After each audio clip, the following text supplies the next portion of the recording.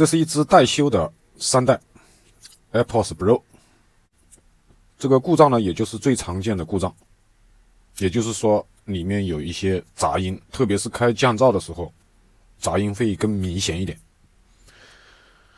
它这个就是不开降噪，里面都有很大的杂音，所以说这个影响使用，那就必须要处理。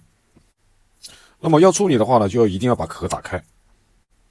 对于个人玩家来说呢，你把这个壳开的怎么样都没有关系，因为种子是自己的。你像我们这里的话，那你就要必须保证不伤大雅啊，允许有小的情况，但绝对不允许大情况发生这就是我们所说的无损吧。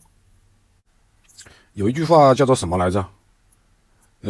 有利先行吧，有利器先行，就是有工具先行，有工具协同操作了，这个效率会高很多，也会稳很多。大家好，我是耳机匠人。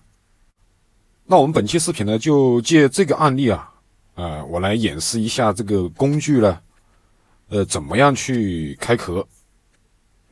以往有的粉丝找我拿了这个工具，因为我们做了很多拿了工具回去以后就有一些朋友在问我这个具体要怎么操作，有一些什么小细节要注意。那借此机会呢，我就在这里演示一下，也适当的说明一下。这个工具呢，拿到手以后你们可以自己在后面加上这个磁铁。这个磁铁的作用呢，就是便于放置，因为我们有时候操作嘛，你如果后面没有一个东西在支撑的话呢，它会跑动，它会移动，是吧？所以说你可以自己装几个小磁铁。好，这个耳套要拿掉，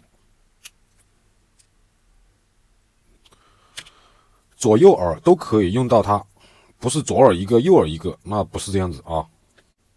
那么放置到这个里面呢，它这个模具基本上与这个耳机是吻合的，所以说里面的话呢，就基本上没什么间隙，所以你要找对相应的位置。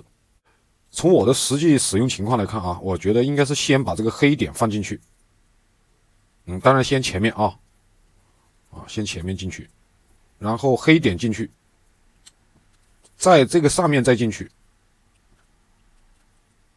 它这个位置呢就会找的比较准。这个前壳所预留出来的这个高度基本上是一致的，你看，那么这个位置呢就说明已经非常恰当了。好，下面呢就是加热。这个加热呢，我们就可以套在上面加热套在上面也可以避免这个风从这个前出音口里面进去。我们套住以后它有一个保护。装磁铁还有一个好处我们在加热的时候可以借助一个金属把它吸住，然后就可以在周围加热。加热的方式呢，我这里是使用的这种加硬的吹风机如果你要用热风枪的话呢，这个口径稍微大一点点，风速也慢一点，温度也低一点，不要太高了这个搞坏了就自己负责了的。好，那么我就去加热一下加热到一个什么程度会比较恰当呢？要整个周围都要加热，你不要老是加热一个地方，那么它受的温度过高了，那么很可能壳就会变形。那么如果是我们操作把壳搞变形了，那我们就划不来了，是吧？要赔所以说周围移动，受热均匀一点。这个有一定时间以后你可以用这个手去感觉一下，如果这个壳体确实是发热了有一点点烫手了，那这个温度就可以了，你不能再高了，再高壳就会变形了。那么这里呢，我就不便于拍摄了我就去加热一下。好了，我现在用手感觉呢，就感觉这个壳体有点发热了为了保险一点呢，我就可以尝试开一下。开之前呢，这里我们试一下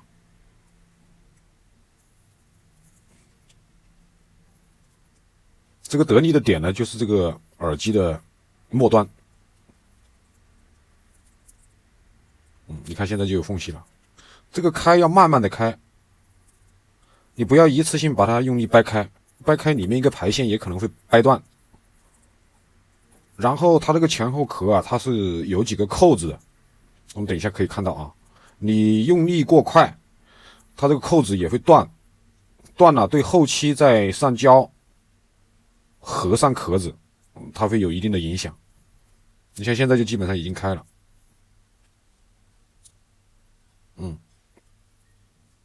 是不是？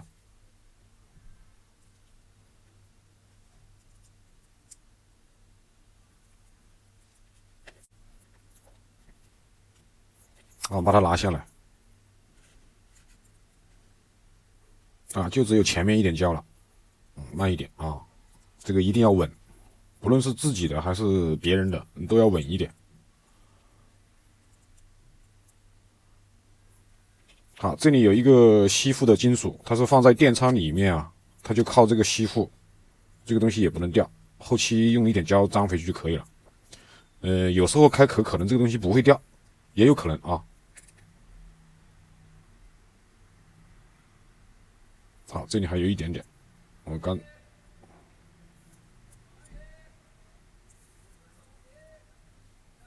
干脆用镊子把那个胶把它搞断。那么这样子呢，我们就做到了无损开壳啊。速度为什么要慢啊？你看这个后壳上面它就有这个钩子，钩子它是为了勾住前面壳的这个凹槽，它是这么个作用。你如果用力过猛的话呢，这几个钩子都会断掉。应该说有4个钩子，它勾住这个前壳的。我们现在是一个都没有损坏啊。这个开壳了，也要看耳机的情况。它原厂的这个胶呢，有的老化比较严重，它的强度就没有这么大。反过来说呢，它的强度就会很大，并不一定你看我开这个壳的视频，你也就能够这么顺利。如果尝试开不了，那你就还加热一下，慢慢的搞啊，不要太猛了啊，这个急性子是搞不得这个事的。那么这个3代的无损开壳神器呢，我就大概的演示到这里啊。它这只耳机呢，维修的点在哪里呢？其实就是换喇叭，把喇叭换掉就可以了。后续我们也会录一期视频啊。我是耳机匠人，如果喜欢我们的视频，请点一点关注，也希望大家持续关注耳机匠人的视频更新。